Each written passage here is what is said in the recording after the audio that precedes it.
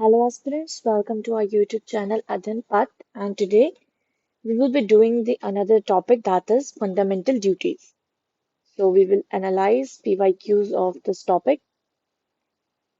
So मैंने आपको कल भी बताया था कि जो फंडामेंटल राइट्स है, फंडामेंटल ड्यूटीज एंड डीपीएसपी, इनमें से बहुत डुएबल क्वेश्चंस आते हैं। अगर हमारे कंसेप्ट इनको लेके बहुत ज्यादा क्लियर है तो we can easily attempt those questions, क्योंकि बहुत ज्यादा मुश्किल नहीं आते। ठीक है, थोड़ा बहुत सा कंसेप्ट अगर हमें पता होता है तो ठीक है, और अगर बहुत डायरेक्ट क्वेश्चंस आते हैं तो वो जो डायरेक्ट डायरेक्ट मैंने आपको बताया था कल भी, जैसे डीपीएसपी में आपको आर्टिकल्स बाय हार्ट याद होने चाहिए कि कौन सा आर्टिकल क्या कहता है। जैसे आर्टिकल 40 काफी बार रिपीट हुआ था, तो उसका क्या मतलब है कि organisation of village panchayat. And article 50 भी काफी बार रिपीट किया था हमने, separation of judiciary from executive. ऐसे ही आपको बाय हार्ट वो चीजें याद होनी चाहिए। तो without wasting time, let's start with this topic, that is fundamental duties. तो इसका फर्स्ट क्वेश्चन देख लेते हैं हम, और आपको इन क्वेश्चंस को वैसे ही यूज करना है जैसे आपने पहली प्रीवियस वीडियोस को यूज किया है। आप अपना क्वेश्चन देखें, फिर उसको आंसर लिखें, और जब मैं आंसर बताऊं तो आप उससे मैच कर लीजिएगा। ठीक है। Which of the following statement is are of the fundamental duties of an Indian citizen. ठीक है। अ legislative process has been provided to inform these duties. They are correlative to legal duties. तो इसका answer क्या है? इसका answer है neither one nor two. सबसे पहली बात, अगर हम बात करें फंडामेंटल ड्यूटीज की, तो they were added as article 51A।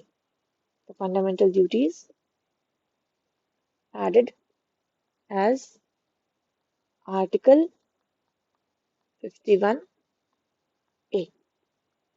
किसमें? Part 4A। और पार्ट 4 में क्या है? डीपीएसपी। और पार्ट 3 में क्या है? Fundamental rights. और ये कैसे ऐड हुआ था? बाय कॉन्स्टिट्यूशनल, कौन सा constitutional amendment act? That is by 42nd constitutional amendment act. ठीक है।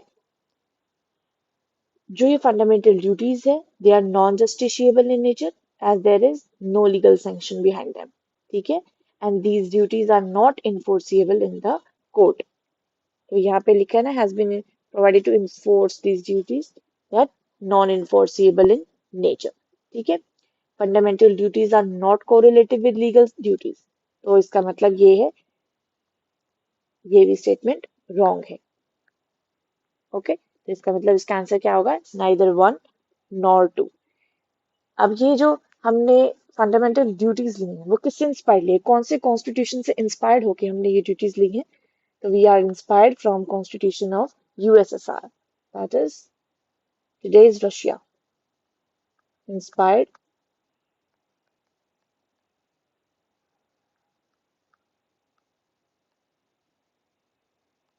ठीक है, इसको ध्यान रखें।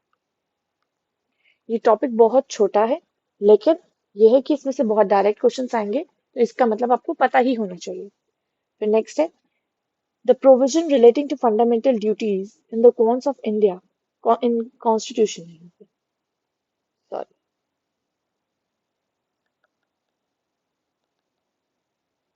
the provision relating to the fundamental duties in the Constitution of India were added on the recommendation of Balwant Rai Mehta Committee, Iyengar Committee, Swern Singh Committee and Thakkar Commission.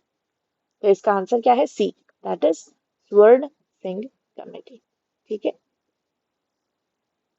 और उस time पे कितनी स्वर्ण Singh committees हैं, कितनी हमने इसमें add करी थी फंडामेंटल ड्यूटीज?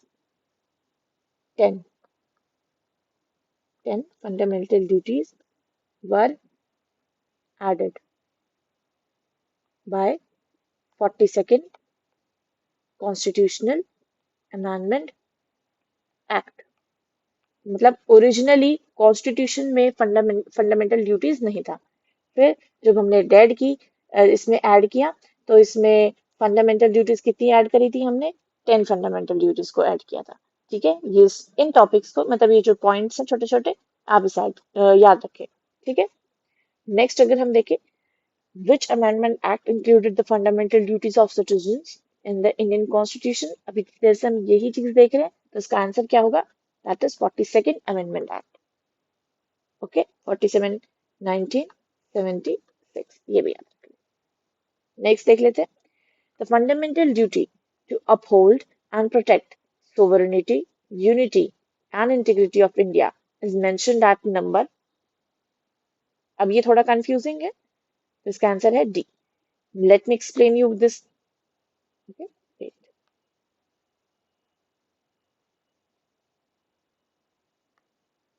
अब आपको क्या करना है, हमें पता है कि जो आर्टिकल 51 ए किसके बारे में बात करता है, फंडामेंटल ड्यूटीज के बारे में बात करता है। ओरिजिनली ओरिजिनली कितनी ड्यूटीज थी, 10। किसके रिकमेंडेशन पे, bye recommendation of on by recommendation of स्वर्ण सिंह कमेटी। ठीक है, ओरिजिनली फंडामेंटल ड्यूटीज कितनी है, 10, बट प्रेजेंटली वो 11 है। तो जो ये क्वेश्चन पूछा हुआ है कौन से वाला, the fundamental duty to uphold and protect the sovereignty, unity and integrity of India, ये हमारी एक फंडामेंटल ड्यूटी है। ठीक है, तो ये कौन से नंबर पे है, मतलब इसकी सीक्वेंस। तो इसका मतलब ये है कि आपको फंडामेंटल ड्यूटीज जब याद करोगे आप, तो उसको आपको सीक्वेंस में याद करना पड़ेगा। ये राजस्थान पीसीएस एग्जामिनेशंस में पूछा गया हुआ था। तो जैसे फर्स्ट क्या है, आपको याद रखना है A, that is first. First duty हमारी कौन सी है, to abide constitution and respect national flag and national anthem. फिर आपका सेकंड कौन सी है, बी, वो है to cherish and follow noble ideas which inspired our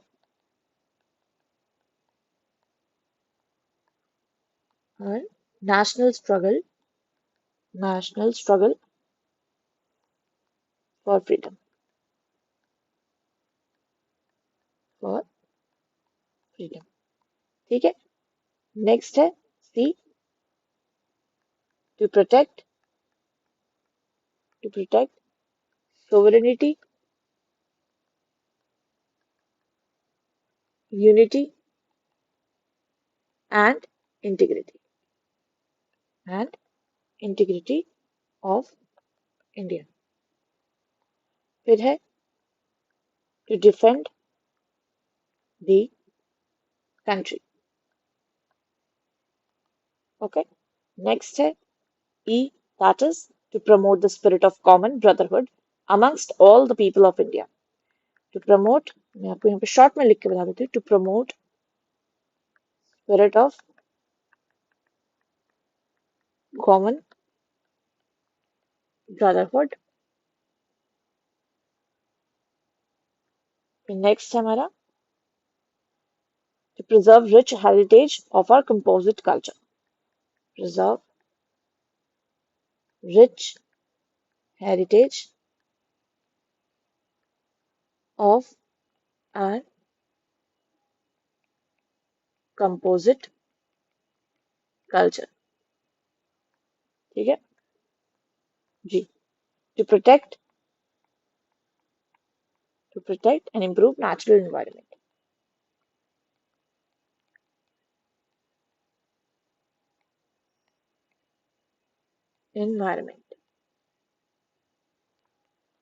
To develop the scientific temper and spirit of inquiry।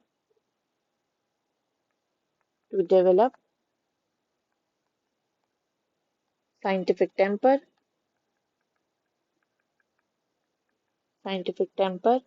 and spirit of inquiry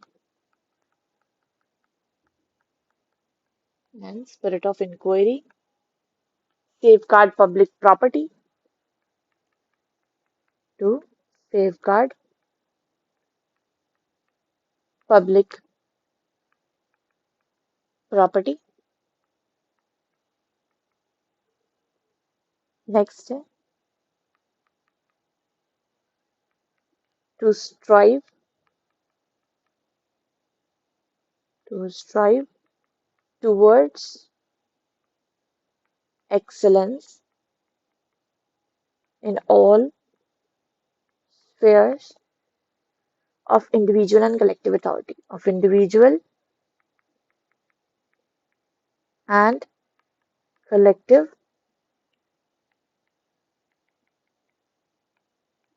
authority. And the last one, who is a parent,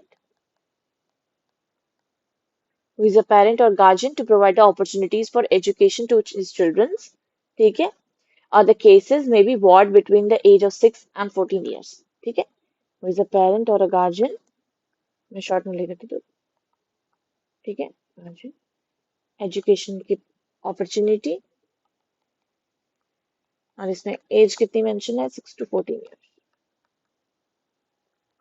ठीक है, अब आपको ये याद रखनी है, जैसे ये तो A1 2, ये third, fourth, fifth, six, seventh, eight, 9, 10 and 11।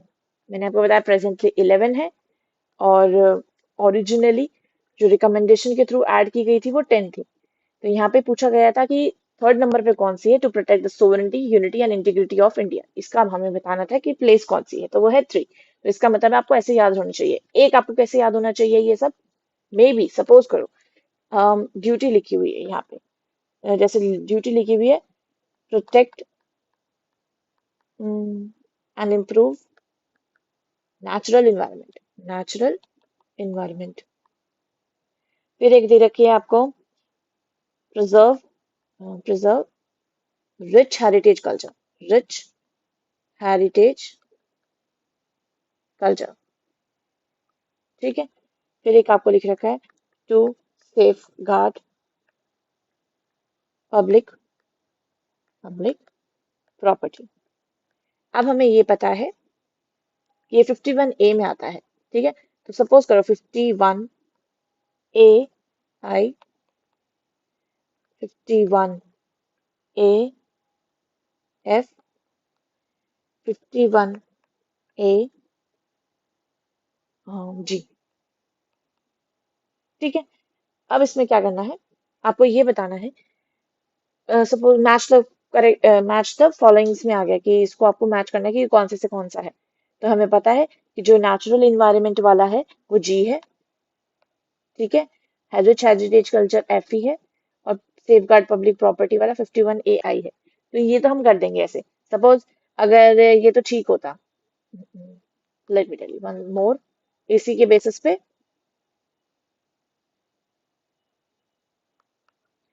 कि यहाँ तो लिखा है 51AG, 51AF।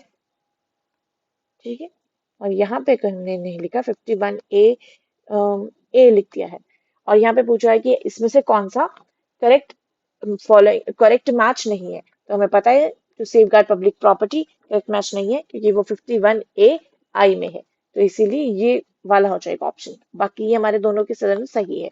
तो ऐसे आपको ध्यान रखना है, और फंडामेंटल ड्यूटीज को इन सीक्वेंस में ही याद करना है। तो नेक्स्ट क्वेश्चन देख लेते हैं। Under which article of the Indian constitution provision for the fundamental duties has been made by the 42nd Constitutional Amendment Act।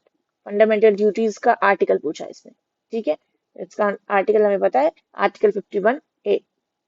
Next important question थोड़ा है, which of the following were the members of the स्वर्ण Singh committee. हमें पता है स्वर्ण Singh committee के recommendation पे ही हमने इसमें फंडामेंटल ड्यूटीज को कॉन्स्टिट्यूशन में ऐड किया।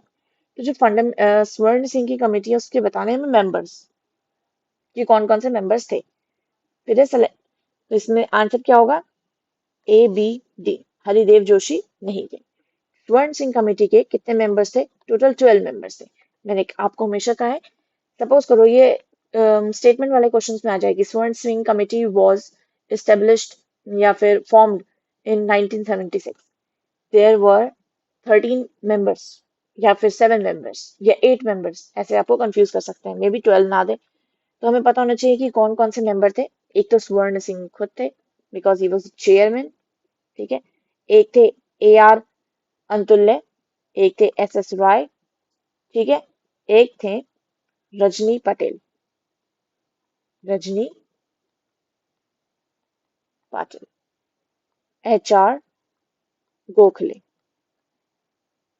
ठीक है।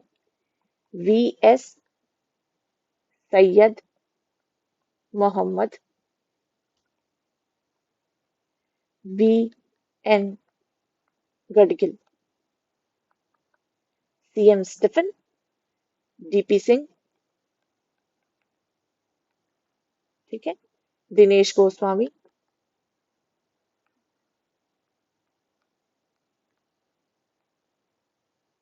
वसंत सर, वसंत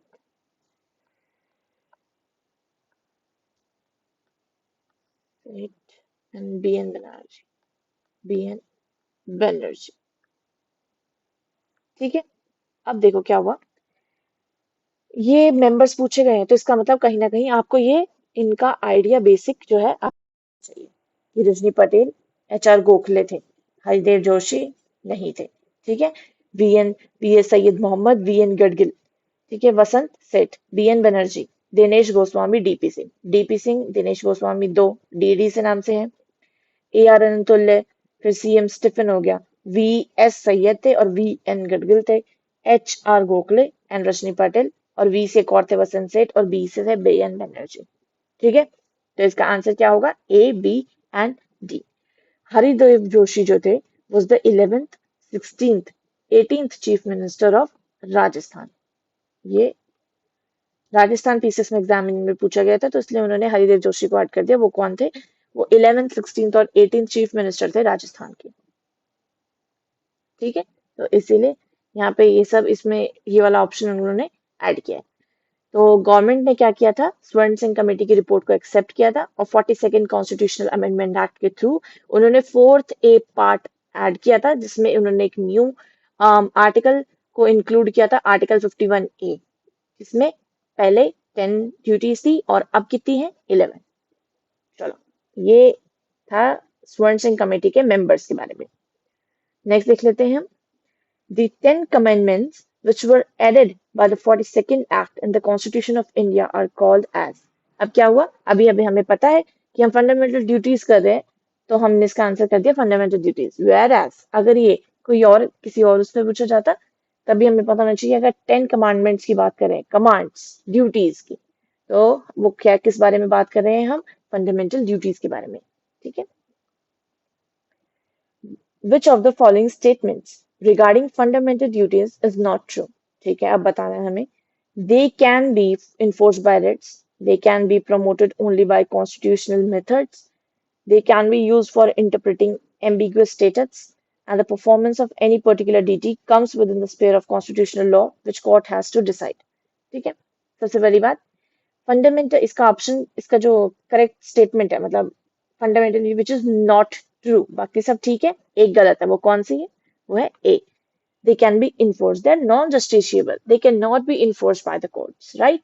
तो इसका मतलब है they can be enforce by writs, नहीं। Fundamental duties can not be enforce by writs. ठीक है। जो फंडामेंटल ड्यूटीज है, वो एक मॉरल ऑब्लिगेशंस है to the citizens to help promote spirit of patriotism and to uphold the unity of India.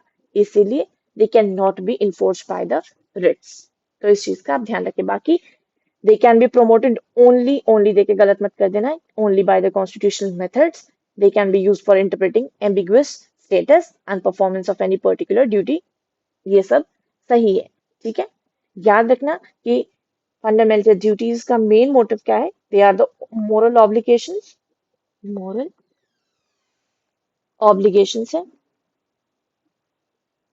To help promote spirit patriotism and uphold unity of India, and they cannot be, ये यहाँ पे आना था, can not, ठीक है, can not be enforced by writs. चलो next question देख लेते हैं। Under the constitution of India which of the following is not a fundamental duty. अब मैंने आपको कहा था कि जब आपको फंडामेंटल ड्यूटीज प्रॉपरली याद होंगी तो you can make the answer. To vote in a general election, to develop the scientific temper, safeguard the public property, to abide the constitution and respect its ideas. ये हमने पढ़ा था, पर हमने कहीं भी जनरल इलेक्शंस के बारे में नहीं पढ़ा, तो इसका आंसर क्या होगा? A, to vote in general elections. ठीक है, क्वेश्चन नंबर 10 देख लेते हैं। The word to abide and respect under the provisions of Article 51A of Constitution is concerned to, ये बताना है। ठीक है, अब हमने आपको याद, इसमें ध्यान क्या देना है, जो स्टेटमेंट थी to abide by the constitution and respect is ideals, तो ये किस में लिखा था? जो उसका फर्स्ट एकदम फंडामेंटल ड्यूटी थी, उसमें किसके रिगार्डिंग में लिखा था? कॉन्स्टिट्यूशन के रिगार्ड में, और ये क्वेश्चन में यही पूछा है, तो इसका आंसर क्या होगा? कॉन्स्टिट्यूशन। इसका मतलब आपको इतने ध्यान से फंडामेंटल ड्यूटीज को पढ़ना है। ठीक है, नेक्स्ट क्वेश्चन देख लेते हैं। Which one of the following is not a part of fundamental duties under Indian Constitution? Generally questions इसी पैटर्न पे आते हैं कि which is not the fundamental duty, और मैंने जो आपको 51A बताया है, 51A का A, B, C ऐसे क्या है, आ सकता है मैच द फॉलोइंग में। ठीक है, तो हमें क्या देखना है, इसमें बताना है कि पार्ट नहीं है। To defend the country and render national service, to value and preserve the rich heritage of our composite culture, to help in organizing village panchayats, and to safeguard public property and to abjure violence. अब obvious सी बात है, इसमें देख के पता चल रहा है to help in organising village panchayat. ये क्या है? ये तो आर्टिकल 40 में लिखा है ना, और ये गांधीयन प्रिंसिपल में है, और ये किस में है इंक्लूडेड? ये है इंक्लूडेड पार्ट 4 में, और पार्ट 4 किसके बारे में बात करता है? डीपीएसपी के बारे में। तो इसका मतलब क्या है? इसका आंसर क्या है? C, that is to help in organising village panchayat. एक फंडामेंटल ड्यूटी नहीं है, ये डीपीएसपी है, क्योंकि ये वेलफेयर ऑफ द स्टेट की बात कर रहा है। ठीक है, ये पर्टिकुलरली हमारी ड्यूटी, हमारा मोरल्स जो हमें चाहिए टू प्रमोट द पेट्रियोटिज्म, वो इसमें नहीं है, ये वेलफेयर ऑफ द स्टेट के बारे में बात कर रहा है। ठीक है, नेक्स्ट देख लेते हैं हम। और हमें पता होना चाहिए कि ये जो defend the country and render national service, ये क्या है? 51, आर्टिकल 51A का डी है। ऐसे to safeguard the public property, ये अभी हमने पढ़ा था, आर्टिकल 51A का आई है। And to value and preserve the rich heritage, ये था आर्टिकल 51A का एफ। तो इसलिए मैंने कहा है कि ये थोड़ा बहुत हमें इंपॉर्टेंट हो जाता है याद करना। ठीक है, नेक्स्ट क्वेश्चन देख लेते हैं। Which of the following duties have been prescribed by the Indian constitution as fundamental duties. अब इसमें क्या क्वेश्चन है? ऊपर वाले में था कि कौन सी फंडामेंटल ड्यूटीज नहीं है, अब इसमें क्या क्वेश्चन है कि कौन कौन सी फंडामेंटल ड्यूटीज है? टू डिफेंड द कंट्री, अभी अभी हमने जस्ट ऊपर यही पढ़ा है, और 51A डी का पार्ट है। ठीक है, तो ये तो है ही। To preserve the rich heritage of our composite culture, ये भी अभी जस्ट पढ़ा है हमने। And to safeguard the public property, ये भी हमने पढ़ा है अभी। तो इसका आंसर क्या होगा? 1, 3 एंड 4। कहीं भी इनकम टैक्स के बारे में, है ना, फाइनेंशियल स्टेटस के बारे में कहीं भी बात नहीं हो रही हमारे फंडामेंटल ड्यूटीज में। तो जैसे ही हम सेकंड को एलिमिनेट करेंगे तो हमें पता चल जाएगा कि हमारा आंसर है 1, 3 एंड 4। ठीक है, नेक्स्ट देख लेते हैं। Which of the following is not a fundamental duties on the same pattern, तो इसका आंसर क्या है? To protect and improve the natural environment, सही है बिल्कुल, ये जी में थी। Okay, to respect the national anthem, first था ये। To safeguard the I and to protect monuments in places of national importance, ये नहीं है, ये क्या है? It is the DPSP under article 49। Article 49। अब ये मॉन्यूमेंट्स देखिए, कंफ्यूज मत हो जाना। ठीक है, उसमें है प्रिजर्व द रिच हेरिटेज, कहीं भी फंडामेंटल ड्यूटीज में मॉन्यूमेंट्स की बात नहीं हो रही है। तो to protect the monuments and places of national importance, ये हमारा आर्टिकल 49 है, दैट इज डीपीएसपी। और फंडामेंटल ड्यूटीज हैं कौन कौन सी? To protect and improve the national environment, ये है हमारे आर्टिकल 51 के ए में, जी में। और ये है आर्टिकल 51 के ए के ए में, और ये है 51 ए के आई में। तो हमें ये चीजें याद होनी चाहिए। Okay, this is the last question of the day today. 11th fundamental duty was added by कौन से कॉन्स्टिट्यूशनल अमेंडमेंट एक्ट के थ्रू ये ऐड हुई थी? 82nd amendment act, 84th amendment act, 86th amendment act and 88th amendment act. तो इसका क्या है? It's 86th amendment act. अब इसमें हमें पता है कि जो 86th अमेंडमेंट एक्ट हुआ है 2002 में, तो ये किससे रिलेटेड था? एजुकेशन से। हमारा फंडामेंटल राइट भी ऐड किया गया था 21A, ऐसे हमें याद रखना है। तो हमारी एक फंडामेंटल ड्यूटी भी इसमें ऐड करी गई थी, ठीक है। और उसको आपको याद रखना है कि वो कौन सी थी, एजुकेशन से रिलेटेड थी, कि who are the parents and the guardian, उन्होंने क्या करना है एजुकेशन को, और एजुकेशन मतलब वो प्रमोट करनी है कहीं ना कहीं, मतलब पढ़ाना है। एज क्या थी बच्चे की? 6 to 14 ईयर्स। सपोज करो कई बार स्टेटमेंट दिया होता है उसमें एज के आगे अगर ब्लैंक है, आपको एज फिल करनी है, तो उसमें आपको बताना पड़ेगा कि वो कौन सी एज। जैसे 6 to 15 लिख देंगे, 6 to 16, 6 to 12, या 5 to 14 लिख देंगे, तो उसका आंसर होगा 6 to 14 आंसर होगा, ठीक है। तो इस चीज का आप ध्यान रखें। ये जो फंडामेंटल ड्यूटीज था वो इतना ही टॉपिक था, और ये वन ऑफ द इम्पॉर्टेंट है, fundamental rights, DPSP and fundamental duties. और इसी के साथ हमने ये तीनों इंपॉर्टेंट पॉइंट्स तो अपने टॉपिक्स जो है वो कंप्लीट कर लिए। आपको फंडामेंटल ड्यूटीज के अगर डिटेल नोट्स चाहिए होंगे वो तो आप मेरे टेलीग्राम चैनल पर जाके देख लेना, लिंक डिस्क्रिप्शन बॉक्स में होगा आपके पास, ठीक है। अब हम क्या करें, इस पॉलिटी सीरीज में जितने भी इंपॉर्टेंट मुझे लगता है चैप्टर्स हैं, हम उसके पीवाईक्यूज लाते हैं, उनको एनालाइज कर लेते हैं अच्छे से। बिकॉज मुझे ऐसा लगता है कि जो अगर पीवाईक्यू एनालिसिस अगर आपका अच्छा है, अगर आपको कंसेप्ट पता है, आपको थीमेटिक रिप्रेजेंटेशन जो थीम रिपीट हो रहे हैं, आपको वो चीजें समझ में आ जाती हैं, तो अगर आप उसी के बेस पे फिर आगे जाके अपने चैप्टर को बाद में पढ़ेंगे भी, तो वो आपको इजी रहेगा, आपको फोकस एरियाज का पता चल जाएगा, ठीक है। तो मिलते हैं नेक्स्ट लेक्चर में, और इतना आप इस लेक्चर को देखें और चैप्टर को पढ़ें। Thank you.